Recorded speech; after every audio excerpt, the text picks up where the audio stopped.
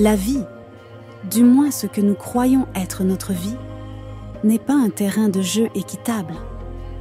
Il faut parfois des années à une personne pour se rendre compte que d'une certaine manière, le jeu de la vie est truqué.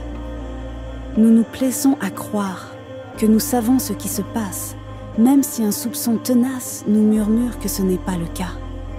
La vie est un jeu de participation et d'acteurs. À différents stades, on voit soutenir et promouvoir, au-delà de toute alternative, une certaine vision ou une perception particulière de la vie et de la réalité. Et ce récit central choisi nous s'est présenté comme raisonnable, même si, après un examen plus approfondi, il ne l'est pas. S'il nous semble raisonnable au départ, c'est qu'il est modelé ou programmé pour correspondre à un modèle de réalité très spécifique. Si notre perception de la réalité devait changer, ne serait-ce qu'un peu, nous verrions, nous percevrions que ces schémas de pensée actuels sont complètement biaisés. Pourtant, le principal récit narratif consensuel ou modèle de réalité auquel nous adhérons maintient cette vision biaisée sous la forme d'une ligne apparemment droite.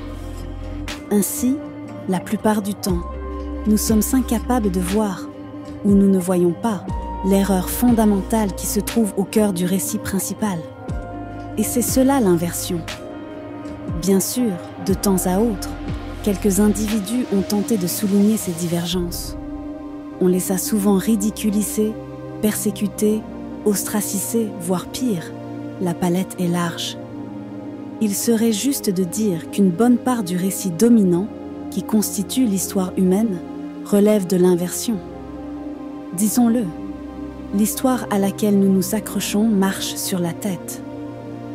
Et depuis cette position inversée, il est bien difficile de voir les choses à l'endroit telles qu'elles sont. Double inconvénient.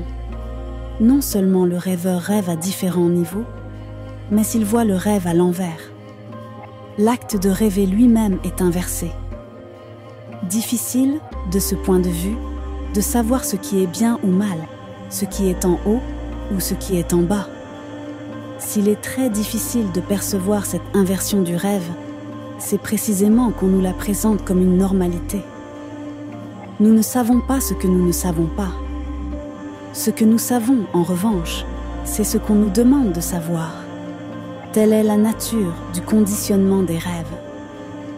De plus, la bande passante inversée dans laquelle nous avons tendance à nous situer est un couloir de possibilités étroit. Tout ce qui sort de ce couloir est classé et catalogué comme anormal ou paranormal, c'est-à-dire au-delà de la normale. Ce qui passe pour normal est une part très mince de l'histoire programmée. Cette normalité se trouve souvent validée et générée par le récit interne de la personne.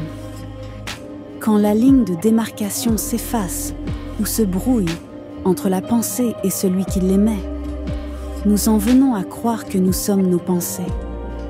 Le premier pas à faire est de reconnaître et d'accepter que notre expérience de la vie fait elle-même partie d'un récit collectif plus vaste, autant qu'elle participe de notre histoire individuelle.